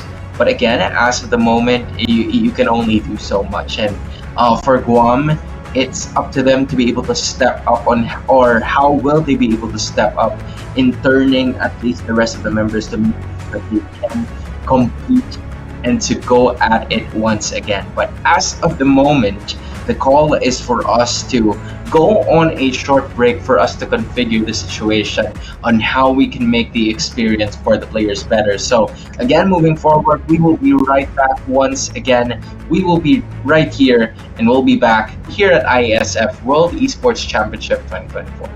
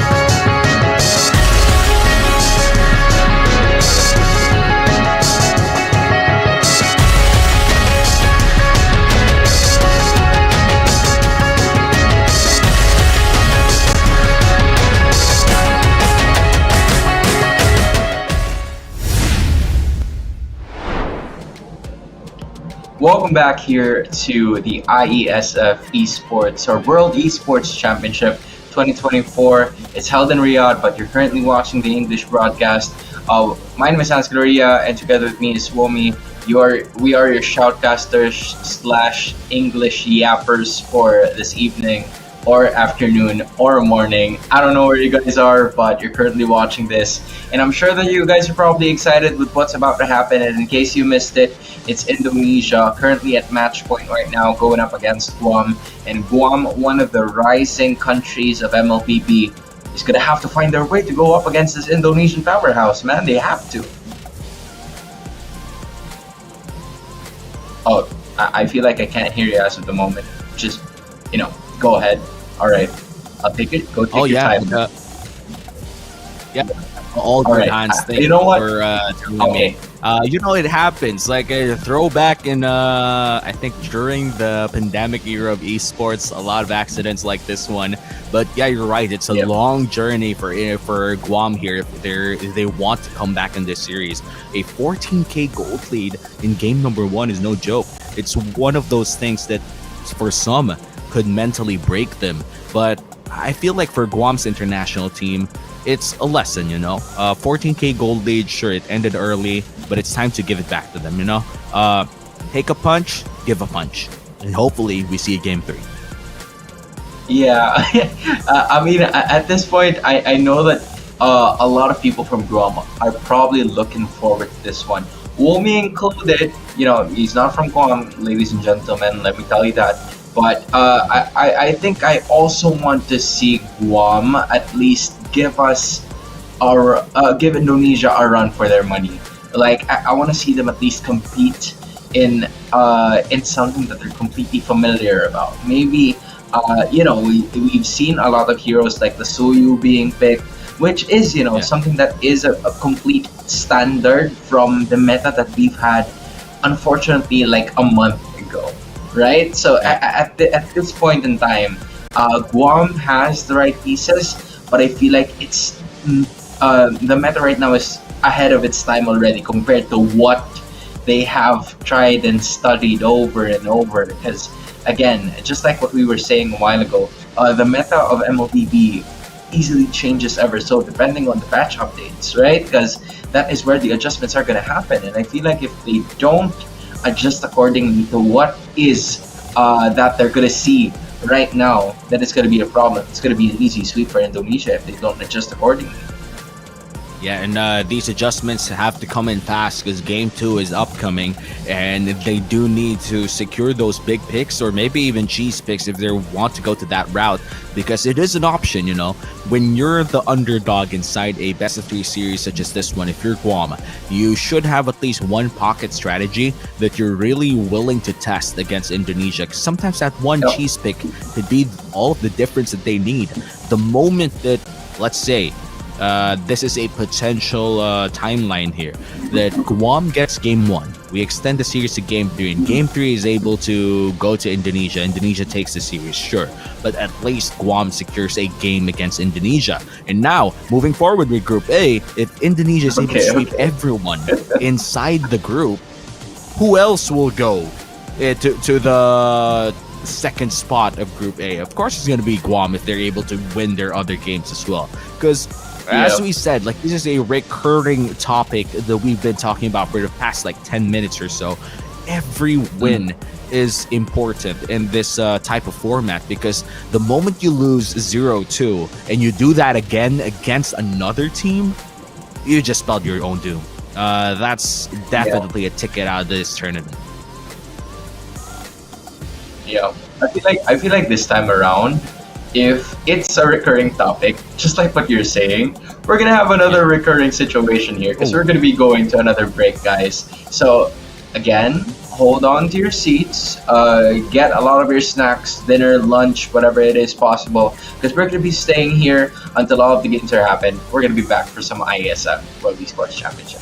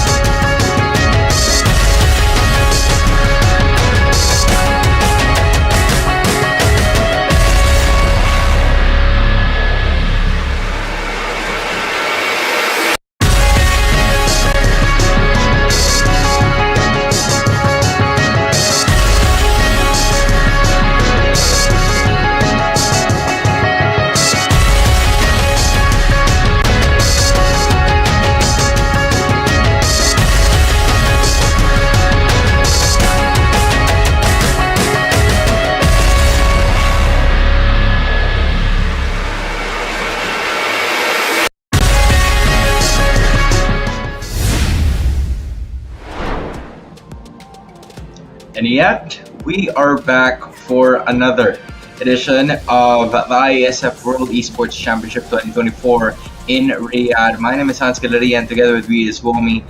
And you're right, guys. It's not a joke. It's not a dream.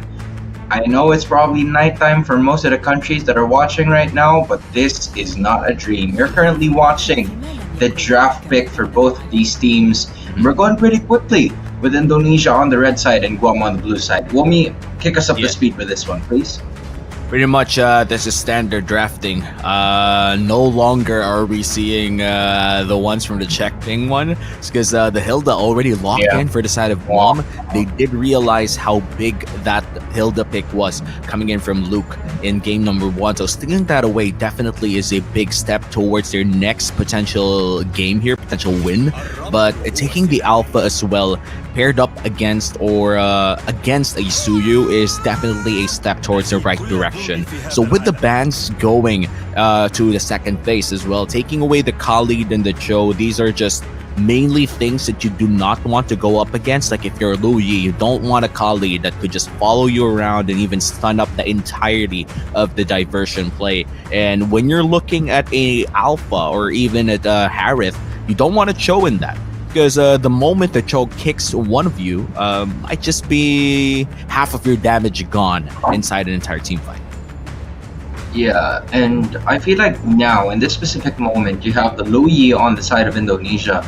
It's still Guam missing some sort of a mid laner, which is the reason why the pick or the ban towards the Vexana is good. I feel like the Aurora could pose a good problem here for Indonesia if they want to, because again, that is a really good hero for counter attacks. And Gatot Kacha, both the Gatot Kacha and the Soyu are really good heroes in terms of initiation. So maybe Guam could put a stop to that, but it depends on what their final pick for the mid laner is going to be like, because they still are yet to ban as well. And on the other side, that's a gold laner missing. So had it maybe in terms of this specific scenario, again, they could go for something now.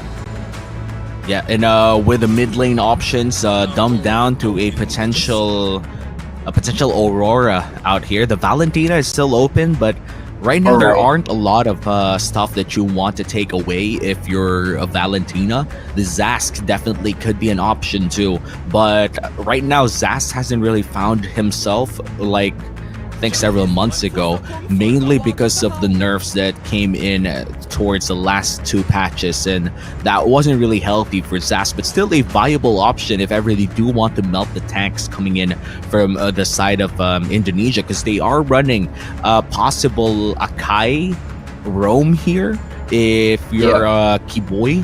But wow, it's very interesting to see this Akai paired up with Lu Yi. Most of the time, you don't see this unless they're very comfortable layering their ultimates together. I mean, right after that game 1, right? Being comfortable may be an understatement in that very first game of theirs for their series. They want to develop that confidence once again, depending on how this is going to go. But here it goes. Guam looking for another sort of setup that they would want to do here. This time, it would arrive with a Rafaela and the Sicilian combo, something that we've seen, which is the Sicilian, but the Rafaela is going to be here, but the Brokey is going to be the addition. Womi, this is probably the some of the new things that you would see here in this current series. Yeah. Well, definitely something new for both sides, but I want to focus on Guam a bit here. You have the Sicilian and the Rafaela. This is a clear message to Indonesia right now. They're not going to play towards their pace. They're going to try to extend the game. They're going to try to rotate as fast as they can and maybe clear some waves and potentially bring this to late game. But if they're able to survive the early onslaught of Indonesia, there is a big chance that the Sicilian could just scale up, because right now the Sicilian is a sleeper pick. One of the, I would say, mages that could potentially strike up in the meta stages, but right now not so much, mainly because we have a lot of early game assassins. But give it a bit of time, the Sicilian could deal a lot of damage in this game number 2. But if you're Indonesia, they do have early game advantage. The only early game damage source coming in from Guam would be the Alpha or level 4, or maybe even the Hilda by level 4. But other than those 2 picks, they don't have as much as damage that Indonesia has. Yeah, at this point, if you are Guam, you're gonna have to find a way to at least cater to the absolute aggression that Indonesia has been showing ever since the first game. And we've seen that especially with at least 14-0 or 15-0 game number one. So hopefully if you are Guam, you've found at least a way to get a couple of kills before it even starts. And if you don't get kills, you cannot get killed in this very first 5 minutes of the game if you want this to go to the later portions, just like their composition in the very first one. Yeah, and in terms of early game damage, you could already see it in Indonesia. You have the Brody, you have the Suyu, and you even have the Luo Yi is known to just pick up the pace the moment the diversion is there. But look at this potential combo coming in from Sans, but doesn't really pull the trigger. And now you can see Albert just going inside the jungle of Guam, and this is where it starts. This is where the early game pressure starts for Indonesia. Just look at how comfortable Indonesia is. They don't give a care in the world on whether or not they're seen by the rest of the members of Guam. They just want to go ahead, unleash hell towards them, and here it goes again. Another camp stolen from Guam. In Indonesia, they're pushing their advantage inside the jungle of Guam, and this is not good if you're Slopsy. You want to be able to at least be between levels 1 or 2 against Albert here, because the moment you give the Suyu a 2-level advantage or a 3-level advantage, that's where you surrender these turtles, these lords quite fast, because the retribution damage coming in from the Suyu is just definitely insane. And right now we could see that they're going in for the trade inside the jungle of Indonesia, as the turtle is freely given away to Indonesia. Yeah, at this point in time, they're really gonna have to find a way, because again, these are some certain objectives that aren't really going to the side of Guam as of the moment. Indonesia freely getting those objectives as much and whenever they want to. So this is starting to be a problem, similar to game number one, where Indonesia is getting free reign, and not only that, even Albert is getting a lot of those as well, getting those objectives simply while not even getting anything in return. And look at this, Sans and Luke just going at it. Zukata Zen pops the Revitalize, tries to survive for a bit more, and Luke might just bite more than he could chew. That's going to be a 1-for-1 trade, but looks like the Alpha will be able to take 1 kill. Slopsy goes down as well, and JBS, they got to escape. The heals are there, but it's a 2-for-1 exchange in favor of Indonesia. You know what, Womi? If you're Guam, it's the first point on the board for you. You finally got a kill. You finally got at least something out of that fight. So this is something that they could definitely build up on in the middle portions of the matchup. And not only that, right? You gave Secret an assist to at least get that gold up, and hopefully they could do something about it. But again, they need to find an answer towards Kiboy, who has both of the kills of Indonesia, and he's someone that Guam is starting to struggle to take down, given that the lack of damage that they have with Secret not having enough damage output. Look at this, Lopsy taken down to half HP. Kiboy has to dash out, and this is what Guam is doing right now. They're trying to protect the jungle, but looks like in the bottom lane, a 2v1 setup. The Brody ultimate doesn't really get one, but that's 2 from Secret. Sanguine Claws lands, and Kiboy in the zero bush here. JBS low on mana, but here comes the taunt and the combo. Kai goes down, and Kiboy with a Revitalize just keeps everyone alive. Secret in a 5v1 setup burns the flicker as well, and there you go. 3 people down for Guam and Indonesia once again, going for that winning team fight. And in a 5v1 setup, Zukata Zen gives himself away as well. That was uncalled for. I feel like that was a bit too much already. Yeah, Zukata Zen just found himself in the mercy of, Indonesia being surrounded by his opponents there. I mean, he had the right intention. He wanted to go for at least Albert, given the HP already was low, but Slopsy is gonna go down this time around. My goodness, just because of one team fight alone, it has completely even extended or widened the gap of this game so Yeah. far. Turtle going basically to their side, and they know what they're supposed to do. Yes, Guam would have one kill at least, but Indonesia's looking forward to stop them with just one. Yeah, the flicker burnt as well for Luke. They were really wanting that kill against Slopsy. They want to keep the pace, they want to continue the aggression, and they don't mind burning a couple of flickers if that means that they could make this diversion play inside the blue buff bush, or the purple buff rather. Slopsy, here comes another round, a two-man stun, and looks like Kai will be still surviving with the dashes, and the dive might just go bad here for Indonesia. Luke goes down, and Secret is able to stay alive. A 2-for-1 exchange once again in Indonesia. They come out as the victors, but then again, those are a couple of shutdown kills that Guam really wants. Basic MLBB fundamentals here. You see the concept of trading here from Indonesia. Yes, it was Luke going down, and that's already the second death of Luke, who by the way is using a Kai in the EXP lane, but he has utilized a lot of those heavy spins to the benefit of Indonesia, and they have managed to get a lot of those HP bars going down, which has developed them to getting at least a 7k gold lead that you currently see on your screens. 9-2 in terms of kills as well. So, you know, Guam is starting to take their time as to how they would be able to at least or hopefully extend the lead, but Indonesia picking up the pace by getting most of those objectives possible. And not only that, even playing very aggressive by taking their lives even under the turret if they want to. And the flickers are up once again for the playmakers in Indonesia. Luke and Kiboy has that flicker. They could potentially pull the trigger here, but they are safely taking down the turret instead. Turtle will be spawning in 5 seconds, and that will be the last turtle of the game. And potentially Indonesia doesn't even care for it. They want a fight in the mid lane. Here comes the heavy spin. They do find Slopsy, but looks like the angles are a bit off, and the retributions are called. It's just going to be a turret for Indonesia. Yeah, at this point in time, they are somewhat going to be safe. That's a turret going down, just like what you mentioned. And not only that, they were looking for something here. I mean, Guam brought a turret down. That's something that they could hope for very well. But Indonesia has had Kai in his tracks. He wanted to stop him as soon as he can. And they were able to, but Guam still gets something. And if you take a look at the composition in the late game, you have a Sicilian, you also have a Harith.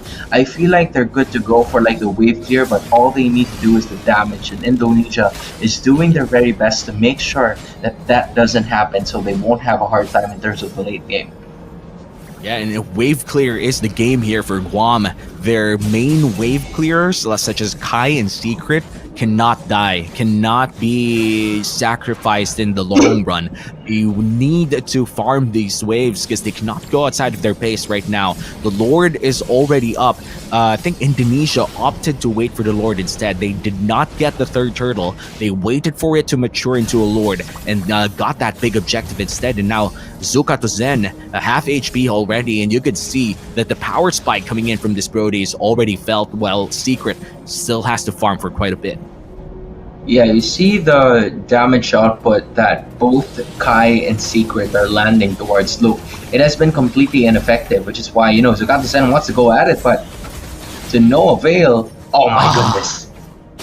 There you go. The torn apart memory cannot dodge that at all. And another kill goes to the hands of Indonesia. Slopsy goes down. Now it's a 3v5 scenario with the Lord marching down in the mid lane. This might just be Indonesia's GG push. 9 minutes in. 10 seconds for Zucata Zen. Slopsy 10 seconds as well. And they're already pushing without the minions even crashing in. Here comes Albert. JBS goes down. Heavy spin. A Secret able to flicker out and goes in with the Bat's impact as well. Kai burning the Zaman Force. And here comes the Lord. Avatar of the Guardian lands on one, and Slopsy able to survive immediately. Luke goes down, and Zucata Zen as well. The Lord able to shred down a bit of the base, but looks like Guam is defending for quite a bit.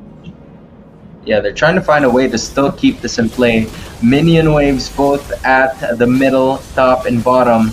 But that might be taken care of by the side of Guam. They will be able to survive unless they do something a little risky here. So Indonesia not going to pull their strings together on offense, and Guam is going to be able to keep it together. And this is the scenario that we've seen from a while ago, where they've lasted for at least 10 minutes. They're looking forward to extend it to even more of that, but Albert and Indonesia already with yet again another 14,000 gold lead, less than or a bit more than a minute to go for that Lord to spawn, and they're gonna have to find a way again. Look at this. Oh, and that is the way that they have found. Secret goes down, and here comes the heavy spin on it too. JBS and Kai, they're out as well. That's 2 people down for Guam. Make that a wipeout, and Indonesia goes in for the clean sweep. Just like that, with the diversion play, the series ends. Oh, that was unfortunate, man. They had Guam's hopes up. Like, for the first time in this series, they were able to defend the Lord. They were actually in a pace to be able to do something in the later portions of the game, maybe 15 minutes in, where the Sicilian would scale, where the Harith would get all of its items, and then all of a sudden, Sans just said, "You know what, guys? We know where they are. Let's just go ahead and use diversion so that we can take them down and finish this game." I mean, just like what Womi just mentioned, it's going to be a long day, so let's make this one quick. Right? And that is it. And it's a sweep for Indonesia. And I think the worst part for Guam here is that Sans might have pulled. And again, we haven't seen the diversion. We just saw it from the minimap. This might be that one angle where you can't even see the diversion. Like, there's like, you could put it right across the map, and you'll just spawn inside their base. I feel like that's what Indonesia has done in that final play, because I think Guam was really caught off guard. They didn't expect the entire team to pop up at all. And out of all the people that could have died immediately in that fight, it was Secret who fell down in that first few seconds. And that's very unfortunate if you're the side of Guam, mainly because you're looking to the Sicilian to carry you towards a late game. And for you to die in the first second of that fight, it's just crushing for Guam. Yeah, it has to be, a gut-wrenching if you're Guam, because again, just like what they said a while ago, you had most of the tools to be able to defend yourselves against the possible waves, super minions to be specific. The Secret is starting to get at least those 2 items, even GUAM as well, but that is quite unfortunate, because when you take a look at it, both Secret and Kai are only at 5.2, 5.6k gold lead, but when you take a look at the other side, CW is already 4,000 gold lead above, and then you also have Albert, who's at least 5,000 gold lead ahead. So at this point in time, Indonesia, they're somewhat delaying it, but they're letting Guam delay the inevitable. They can't really do anything about it as of the moment. Yeah, and for Guam in this entire series, they have been thoroughly crushed by Indonesia, but their hopes aren't over yet. Like, we do see a couple of more teams that they could fight against in Group A. So after this Indonesia game, I feel like they could go to the tapes, watch what happened in this entire best of 3, and potentially build from that there. And once you're rock bottom, there's no way but up. Yeah, as of the moment, unfortunately, Guam is currently gonna go to the lower bracket to face whoever is gonna be the loser between Egypt and Saudi Arabia, the hosts of IESF 2024. Meanwhile, Indonesia is gonna be going up against the winner of that respective series as well, and whoever wins in that one will be the very first seed of Group A. This is how the first series is going to be put to an end, Womi. I assume that, sadly you didn't get the game 3 that you wanted, but for me, I feel like Indonesia, deep down in our hearts, we know that Indonesia really is one of the powerhouses of the IESF 2024, and they know what they can do to be able to get themselves all the way into the grand finals. And we're still holding up Albert for his coat. He came in, or they came in IESF not to win, but to dominate. And I'm looking up for that interview. When did you say that, Hans? I just kind of want to remember as well, because you were the one who brought it up earlier. All right, you know what? I'm gonna try to look for it right now, so I can show it to you. Well, it was just like it was just like a post. I don't think it was Oh, more or less an interview, but at the same time, he really did say it. So I'm looking for it right now. I don't know where I saw it because again, still though. I'm not sure if it's like in the main page, but yes, still, he did say he was quoted that he was willing to dominate, and so far he's doing his end of the bargain. They really are That's dominating true. to go up against Guam in this first series. Yeah, an incredible And after performance this ahead. entire series, man, I'm just excited because we still have two best of threes to watch out for, and that's already one down. The 2-0. What's next? I mean, what's next is Malaysia going up against the United States of America when we come right back here at the IESF World Esports Championship 2024.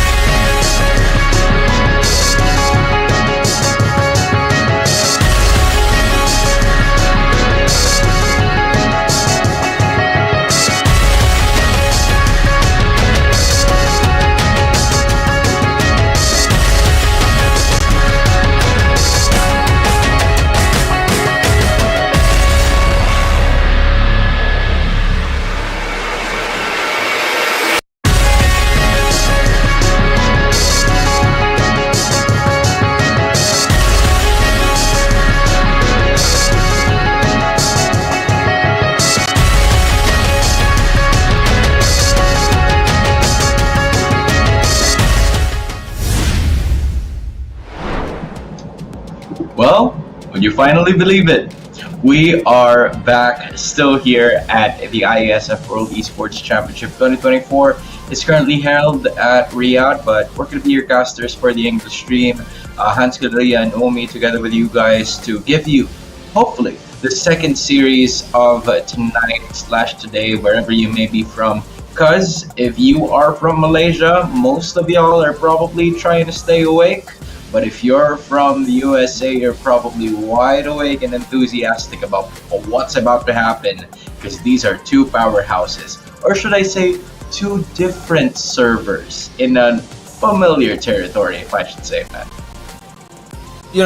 Cat's out of the bag already. Let's say what the community says. They are saying that it's going to be the battle between Easy Server versus Drama Server. So there's going to be a really funny joke out there. But looking at these two teams, their preparation for this tournament is no joke at all. We have seen a lot of improvement coming in from USA, especially with their last professional split ending in a spectacular 7-game series. And for Malaysia, we're talking about the current international champions, one of the more, I would say, one of the more recent and canon MLBB tournaments out there. Malaysia was the one on top, but this is somewhat of a different lineup with, I think, Gojis and another player coming in to fulfill a full Malaysian squad. Yeah, I agree. But even so, right?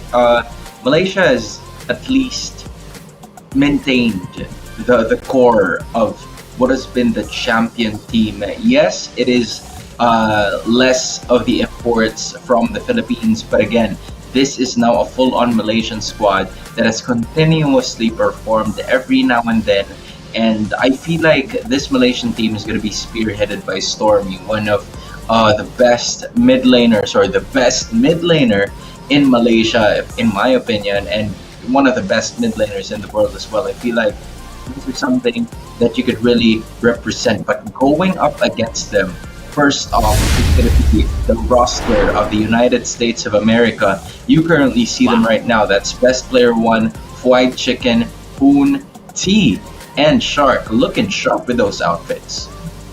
Yeah, loving the jersey out here for Team USA. You could really feel that this jersey embodies their identity as the USA team for this IESF. And gotta say, a lot of these players, in fact, almost all of them, have been in the M series and has been competing and racing the banner of Northern American MLBB for the longest time. And up against them will be probably the giant right now inside our tournament. It's gonna be Malaysia with, once again, fire jerseys. Yeah, man, I'm not surprised with it as well. If it's Malaysia, it's always gonna have like a tiger claw, like smashed all throughout the jersey. But you have Sekai's, Loyal, Yums, Gojes, and Stormy. So from what we're currently seeing here, I don't know only if you're watching Demon Slayer or some stuff like that, but Stormy's like having the same hairstyle as one of like the main characters as well. So I feel like he's really just, in style. And in addition, you also have Loyal, the gold laner of JP Niners, but is also a really staple name in Malaysian MLBB as of the moment. So going up and him being combined with the rest of the Malaysian champions here, it's not going to be any surprise whatsoever as to what they can deliver here. Yep, and definitely if Malaysia versus USA, for that match, this could potentially go to 3 games. But if there is rather a team that we're expecting to actually pull an upset, it would be USA. For the longest time in international MLBB history, USA has been one of those teams that we would call a dark horse that could potentially just get that win against big teams such as Malaysia this time around. And when we're talking about big teams, Malaysia definitely up there. And as I said earlier, the current world champions for one of the more canon events in our MLBB timeline. And this, I feel like, would be a test for the Malaysian squad itself, because again, that roster that won the most recent world title was with Filipino imports in them. So this time around, a full Malaysian squad. This is what we call real Malaysian MLBB. Like, this is going to be a showing against USA that this is Malaysian MLBB. Yeah, and I feel like for Malaysia, this is a team that's really hungry not only for another international tournament championship, but for their very first IESF World Championship. Because again, if we remember correctly, it has always been the Philippines, Indonesia, and Malaysia that have always participated all over the past 2 years of it being, in Bali, if I remember correctly, and now you also have it here you also have it in where was it, in Romania. Yeah, so there's Indonesia and then there's Romania. Now you have it in Saudi Arabia. The only problem is they were one of the 3 participants who have always competed in IESF, and they're the only nation, they're the only country that doesn't have a championship under their belt while being a participant for those 3 years as of the moment. So I feel like they're looking forward to changing that this year. And with this lineup, I mean, anything is possible. You call them champions for a reason, and I feel like they could also deliver that right now if they deliver one heck of a performance.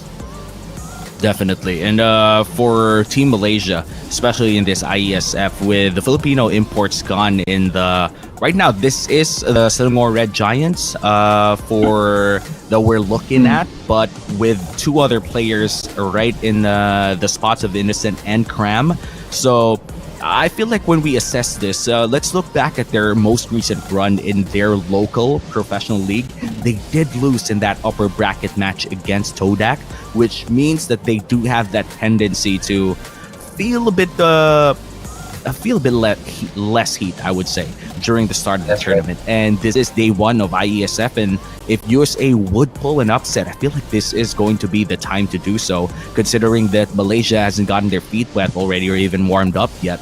So moving forward, this best of 3, I really do expect that USA could potentially take this to our first game 3 on broadcast. The first one ended quite quickly. If we look back into the Indonesia versus Guam matchup, it was just 2 dominant wins from the side of Indonesia with around 12 or 14k gold leads.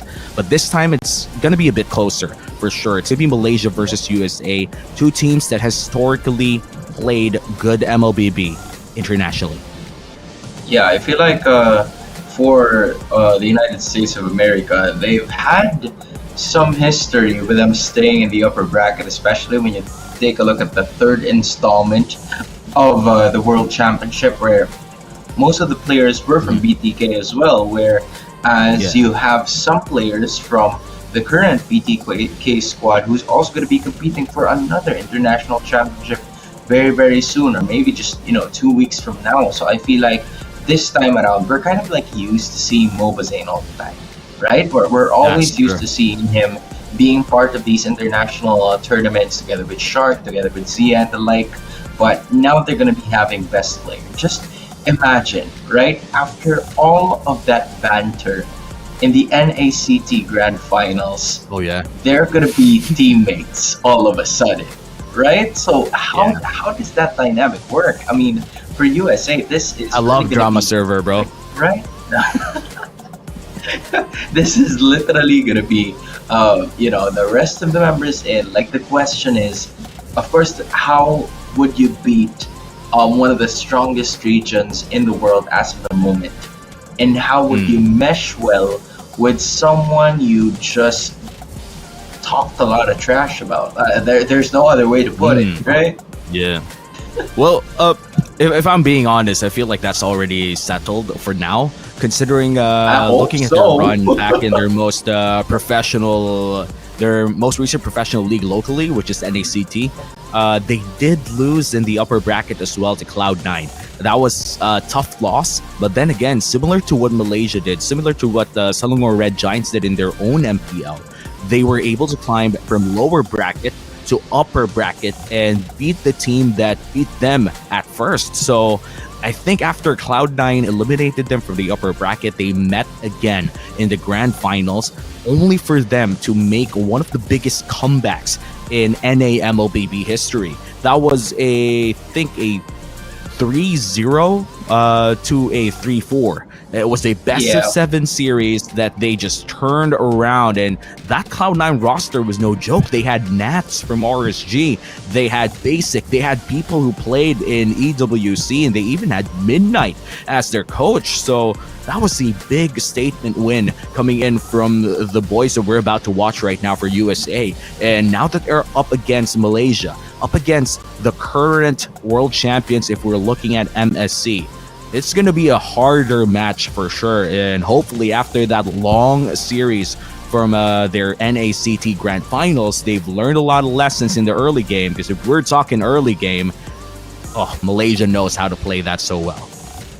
Yeah, I mean, the Malaysians are really good in terms of like trying to find out the best way or possibility for them to continue to dominate the game, especially in the early portions, right? We've seen Malaysian teams in previous tournaments get to finish the game in maybe even less than 15 minutes for most of the time, right? And I feel like that has been their specialty, how clean most of their micro and macro games have been. Because again, a lot of people were saying that Malaysian MLBB is closer to Filipino MLBB than Indonesian MLBB is. Like, there's a lot of stories about that as well, and I feel like at some point, to an extent, that is absolutely true, just because of how well they've tried to execute most of their gameplays. And I just want to know more about how the patch could probably affect the rest of the Malaysian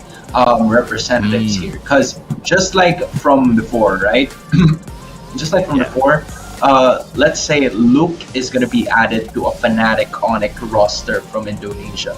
This time around, you have Loliel, a gold laner from JP Niners, who's going to be added into that SRG core. So, yeah, do you have any sort of like dynamic to that? How do you feel about that certain idea with Loliel being added to it? Well, I think if it's in terms of team synergy, I'm really quite happy that it's in the gold lane, because at least the role is very self-explanatory and very linear. You know, it's not like those roles such as roam or mid lane, where you really have to play around the synergy that you have with the team. For gold laners, it's usually just make sure that you're laning well, don't die alone, or farm up, last hit your minions, and make sure to just maximize your gold gain again and again. So for that role, it's very nice that they found a substitute for that instead. You know, if it were another role, that would have been a problem. That would have taken a bit more time to get accustomed to. But because they took in a gold laner, it feels as if you would only have to play well in your role and trust in your teammates. Because that's almost always the goal for gold laners. Be able to farm well and just wait for the rotation coming in from your teammates. And if there's no rotation, then you better do your best to survive. Yeah, I agree with what you mentioned. Most especially because at least 80% of the roster, or maybe 67% if you include the sub, 67% of the roster is like from SRG, right? So you already know that the communication is going to be on point, and they know how to move around the map in their own way, and they can also find a certain level of understanding. But this is where I feel like it's also going to be beneficial for Loliel and Zach QT, who's actually the sub for Malaysia. Whereas I feel like they can speak their native language a bit more than usual in terms of like the shot calls. I feel like we haven't really talked about that as much, because you know, most of the teams, specifically the powerhouses, are full of imports. So they're gonna have to be required to really learn more about the English language so that they can execute the plays more effectively. But with an all-Malaysian squad such as this, even though Loliel is going to be part of a new team, he can understand them a little faster, and he can go with more moves or options depending on what they're going to say, because I feel like they're just more comfortable with the native language. I guess that's just how it is. Definitely. And with team pride, like national pride in the line as well. We're looking at this tournament like one of those tournaments where national pride is really something as we look at, because Yeah. when we look at these rosters, no imports at all. Like we're looking at Team Indonesia with a full Indonesian lineup, Team Philippines with a full Filipino lineup, and that's very important because yes, in professional leagues such as the MPL, it's all right to have imports. There's nothing wrong about that. But in this type of tournament, this is where we could really assess where that certain region's MLBB is. So for Malaysia, this is a very important game as well because you are the current world champions by winning MSC. And yes, it was with 2 Filipino imports and a Filipino coach, but that doesn't mean or doesn't take away from Malaysia, because the fact that these Filipino players struggled in MPL Philippines and they were able to find homes and find a team that took care of them in Malaysia and eventually beating the Filipino team in the finals of MSC, that's a big thing. And Malaysian MLB has gone only up ever since. And I'm really excited to see how they're going to fare up against USA, because you could say the same for North American MLBB. Has always been just rising, and you could say the same for almost all of their players as well. Although for USA, I felt like they were on a little bit of a slump recently, given the recent tournament finishes, and I feel like it could be better, especially with what they have accomplished in the M3 World Championship, where everybody didn't know who they were. Everybody didn't know that this region was actually that good in playing MLBB, and a lot of people were saying that maybe they could replicate the same thing, or they miss those kinds of moments where they could surprise other opponents, because I feel like ever since North America or USA has started to come to light for most of the MLBB regions in the world, they have been slowly figured out, right? We start to see a lot more of their compositions being countered by most of the other regions, specifically the powerhouses. And I feel like as of this moment, if you are USA, you need a fresh start, maybe a clean slate. Those disappointing finishes from your previous world championships, from your previous international tournaments, you're gonna have to eliminate that right away, because this is a new slate. These are to be this is technically an all-American squad, and if you are USA, what better statement to start off with a W with than beating a team that had a lot of international champions. Yeah, Malaysia, definitely one of those teams. And right now for USA and Malaysia, I'm really just looking forward for the draft to start. I'm really looking forward to see what they bring up to the table. But I do think that we're heading on to something else, Hans. Yeah, we're heading to something else. You probably saw something down low disappearing. We're gonna disappear in just a bit too, but we'll be right back here at IESF WEC 2024.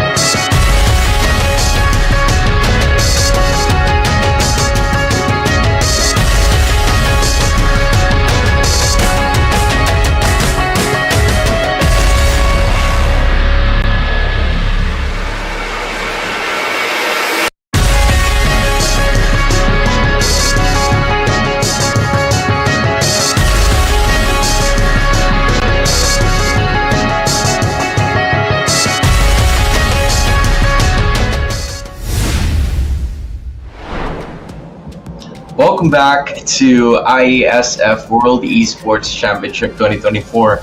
It's currently held at Riyadh, and we are still your casters, Hans Galeria and Umi.